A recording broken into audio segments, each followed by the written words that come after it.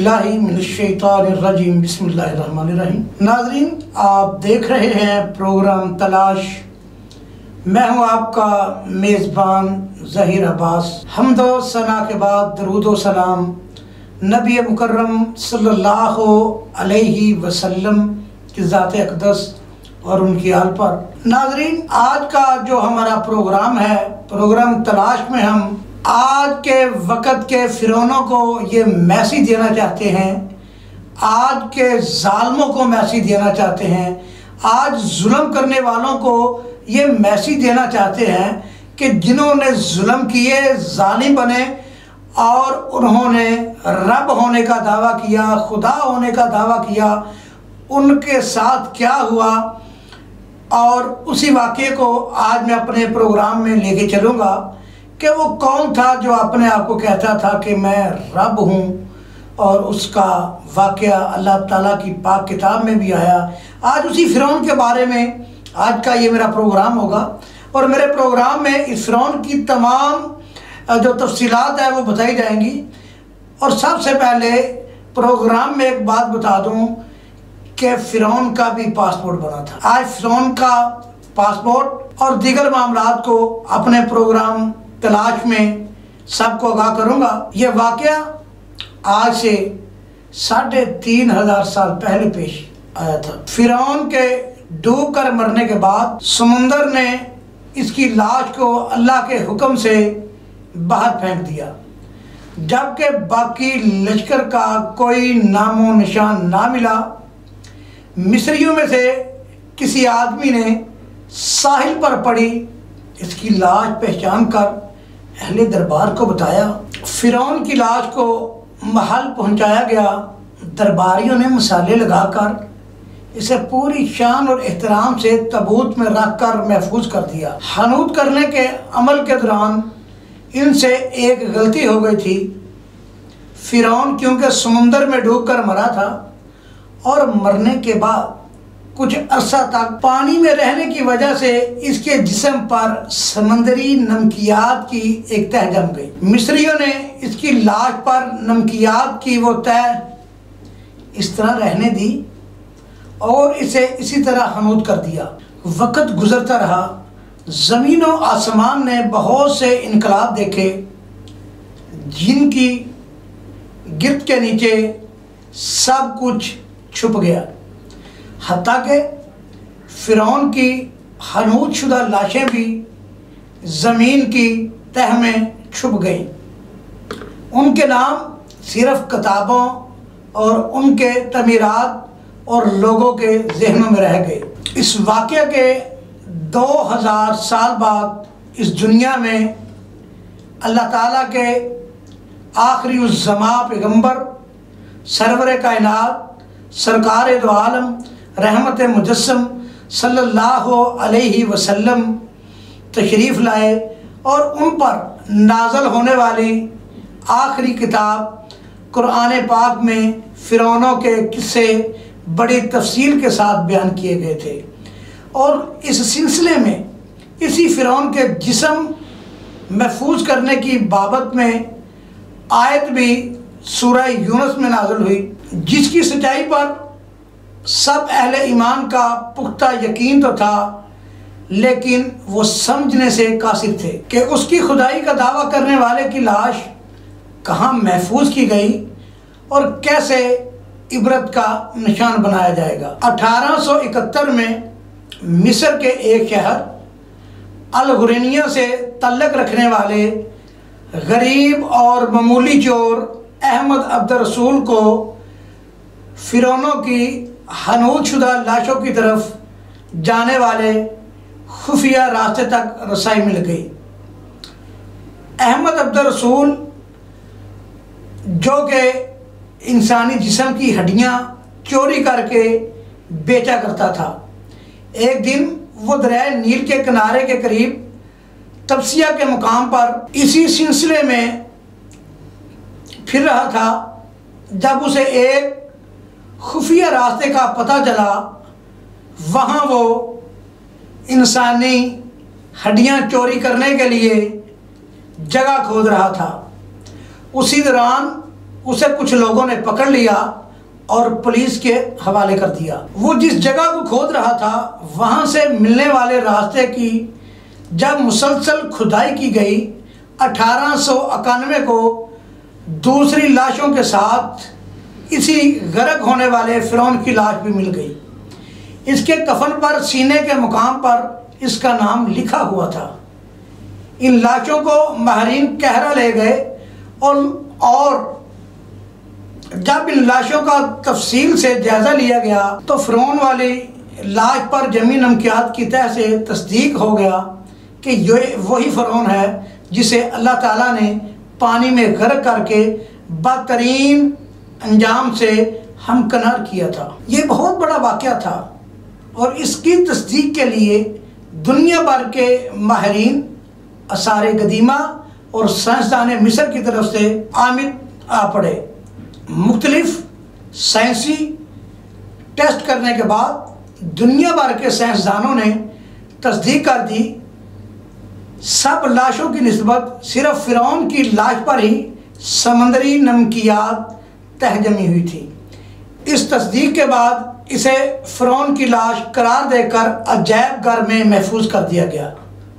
1982 में फिरौन की लाश ख़राब होने लगी तो इस वक़्त की मिस्री हुकूमत ने फ्रांस की हुकूमत को दरख्वास्त की फिरौन की लाश को ख़राब होने से बचाया जाए। नेज़ जदीद साइंसी ज़राया से इसकी मौत की वजह भी मालूम की जाए। चुनांचे मिस्री और फ्रांसी हुकूमत ने मिलकर लाश को फ्रांस ले जाने का इंतज़ाम किया। यहाँ एक बहुत अमरनाक बात है कि यहूदियों ने, काफिरों ने, फिरौनों ने उस वक़्त भी एक ऐसा काम किया कि आप सब सुनकर हैरान और परेशान हो जाएंगे। जब फिरौन की लाश को फ्रांस पहुँचाया गया तो एयरपोर्ट पर उस दौर के फ्रांसी सदर बज़ाते खुद हुकूमत के आला ओहदेदारों, तमाम वज़रा और फ़ौज के अफसरान के साथ इस्तकबाल के लिए मौजूद थे।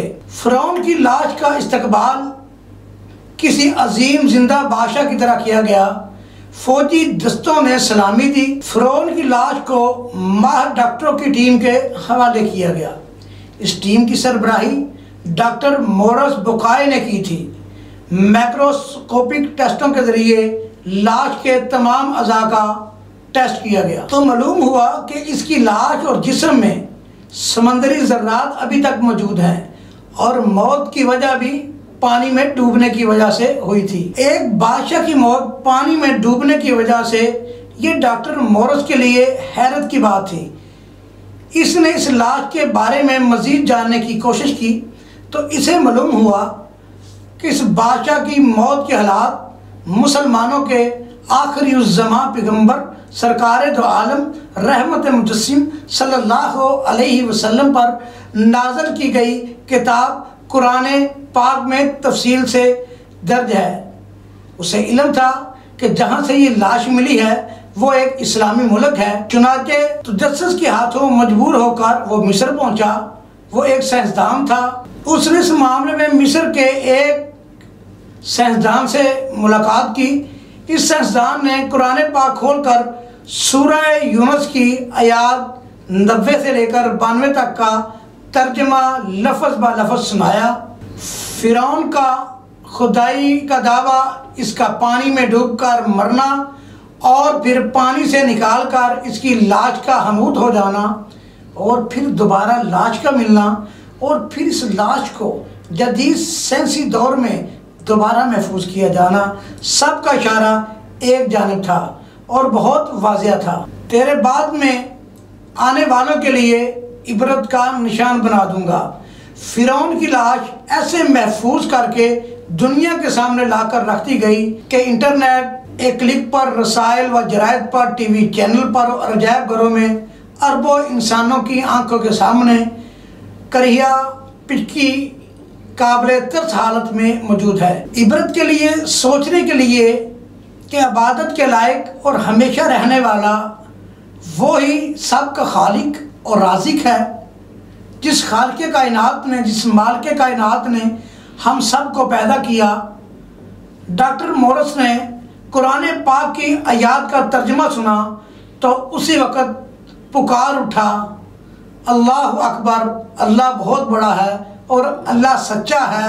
कुरान पाक सच्चा है, ये पाक और साफ किताब है और नबी मुकर्रम सल्लल्लाहु अलैहि वसल्लम अल्लाह के आखिरी रसूल और सच्चे रसूल हैं और कलमा पढ़कर मुसलमान हो गया। सरवर कायनात, सरवर कौनैन, अहमद मुज्तबा, सरकार दो आलम सल्लल्लाहु अलैहि वसल्लम पर अरबों खरबों दरूदो सलाम, अनगिनत लातदाद दरूदो सलाम हो।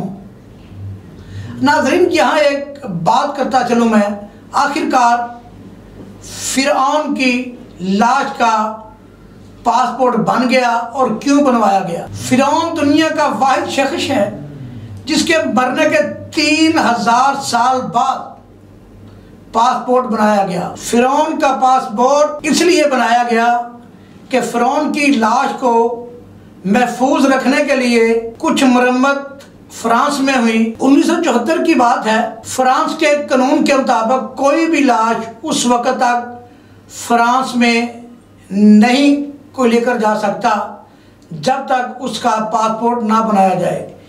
इसलिए फ़िरऔन की लाश का भी पासपोर्ट बना दिया गया और फ्रांस में इलाज के दौरान सदारती प्रोटोकॉल भी दिया गया। ये जुल्म करने वाले जालिमों के लिए एक निशान इबरत भी है कि जो रब होने का दावा करता था, आपने उसका दुनिया में हाल देखो क्या हुआ और किस तरह आज उसके हालात हैं मिस्र में।